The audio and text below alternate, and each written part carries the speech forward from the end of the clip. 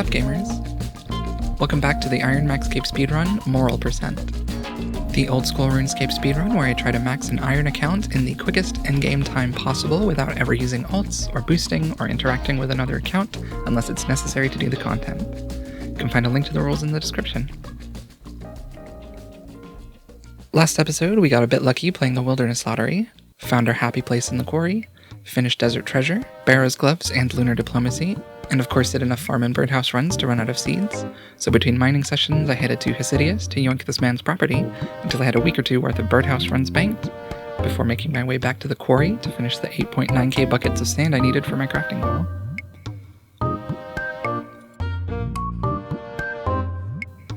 Once that was done, I teleported all around Zeah getting 20% favor in all the houses I didn't have it in yet, healing Shazian soldiers, mining some sulfur in Loverking, and completing Clan of Kurend for Piscarilius favor. With all the houses now at 20%, I had to run around all over again to do all of these just super engaging and very interesting Zeah house quests. I killed a big snake for Hesidius, realized the brutality of murder for Piscarilius,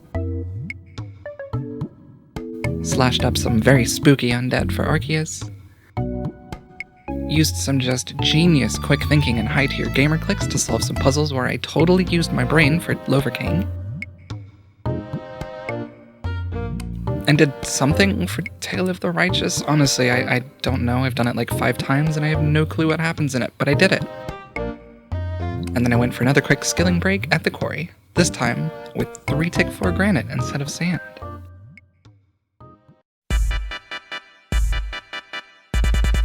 Today's video is sponsored by 3 tick 4 granite with the inventory in the middle of your screen. I'm sure you've all seen someone doing 3 tick granite, maybe on YouTube or while you're AFK mining sand on your 4th hardcore, and thought, wow, that's amazing. How cool is that person? I want to be like them one day. What a gamer. Right?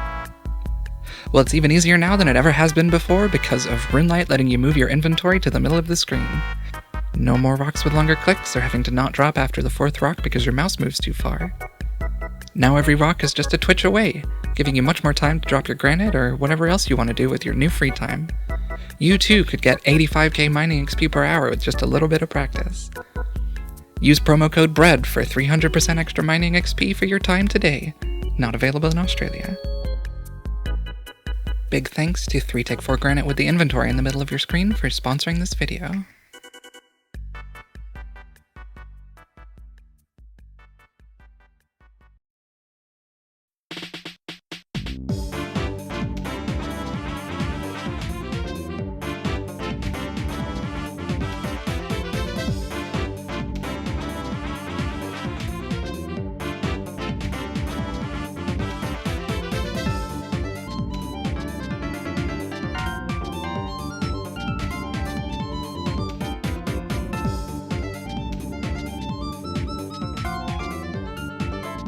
Now, I didn't really need this right now, but I have the tools I need to do it, and I can still do farm and bird runs while I'm doing it, and I'm gonna have to do it anyway later, so why not when you're in the mood, you know? Thanks to the great deals from our sponsor, we got 72 mining, did some hacker tactics to save some ticks on a herb run. Whoever said fire making wasn't useful? They're a fool. I then teleported up to Relica to do some woodcutting and a little casual decapitation to finish the Fremenic Isles quest and get a free defense and crafting level, as well as a Helm of Natisnot that I can equip, which is cool. Once I was done with the Fremenics, I made a quick pit stop in Cerberus's lair to get Magic Head from a terrifying old man and ran off to complete the best quest in the whole game. I mean, spy penguins, stoner musician penguins, communism? What's not to love?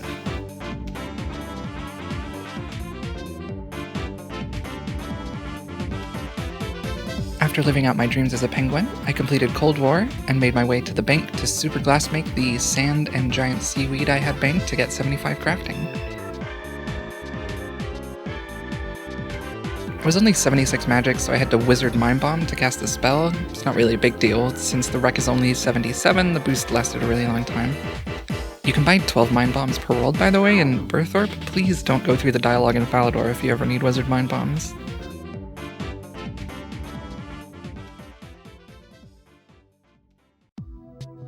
Casting Super Glass Make on all of the sand and seaweed I had banked got me to 65 and 66 crafting, and then I made my way back to Zeah to finally just get the 100% favor grind over with and not have it living in my head rent-free all the time.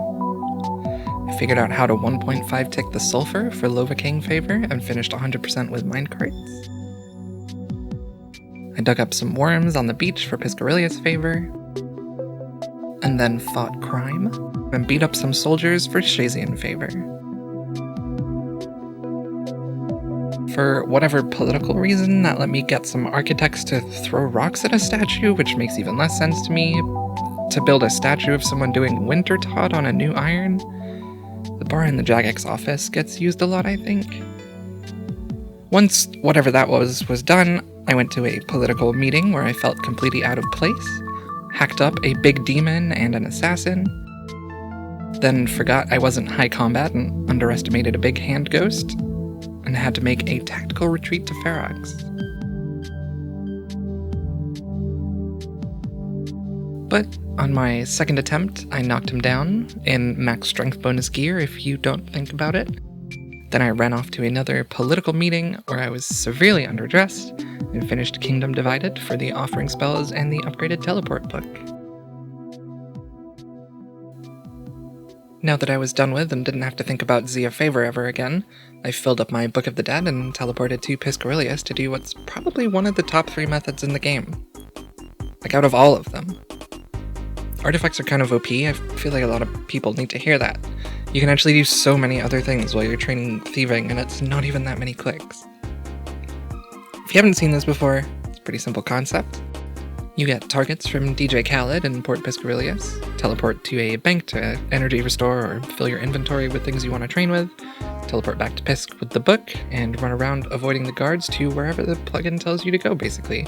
You steal an artifact there for a guy who pays more in experience than he does in wages. You have to either find a world where the guards are set up or set them up yourself, of course. There's a lot of videos that show you how it's very easy, and you'll lose an artifact at the start setting up one of the guards, because you have to teleport away, but after that, as long as someone doesn't ruin them, please do not be that person. They should stay lured until the next game update. Ferox banking isn't really ideal, but dueling rings are incredibly easy to get, and having energy restoration without paying for construction or spamming energy potions that I don't have is a huge plus. It does lower the thieving XP per hour a little bit because of the extra running time and the time it takes to restore energy compared to stamina potions or pools, but you can still blow 3 glass from the teleport to the free-for-all portals, so you don't really miss out on any crafting XP unless you run out of glass while you're in Pisk. That doesn't really happen that often unless you have some bad guard timing while you're in the southwest house, and if that happens, that's why you keep a stack of feathers and arrow shafts on you at all times. You gotta stay strapped. If you're wondering why I think this is one of the top 3 skilling methods, it's because of just how many things you can do while essentially getting, 150 to 300,000 thieving XP per hour passively. With a long enough render distance, you can click all the way across the map and do whatever you want while you run.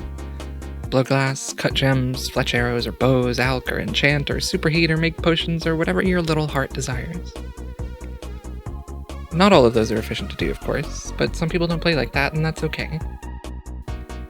The point is, with the main part of the artifact loop being teleporting to Piscarilius, it gives you time to train a ton of different skills by either taking items from your bank to use before you teleport, or, if you're a UIM, using things like the Karamja gloves to teleport somewhere near a resource you can gather, like gem rocks, and cutting the gems while you get the next artifact.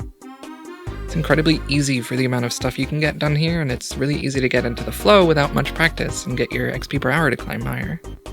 Highly recommended.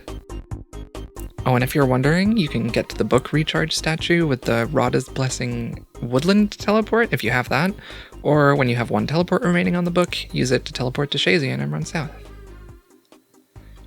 With 74 crafting and 84 thieving, I ran out of glass about 6k XP from 75 crafting, which means I was a little unlucky with the super glass make, but 6k XP is nothing with Slayer bracelets and birdhouse runs and whatever else, so I'd get it soon anyway. Not a big deal. A quick tree run got me 79 farming, and I made my way to Varrock to buy a pile of plate bodies from Horvik to get some quick, cheap smithing levels at Giant's Foundry. And that, my friends, is where Moral Queen will leave you for this episode. I'll put my bank and stats on screen for you to check out, and last episode's stats for you to compare to if you're into that sort of thing. If you're hearing this, you watched the whole thing, so thanks. Maybe subscribe and comment and like and all that stuff so you can make me feel better about playing this game so much. Next episode, we finally push towards the first major goal on the account. Maybe I'll see you then. See ya!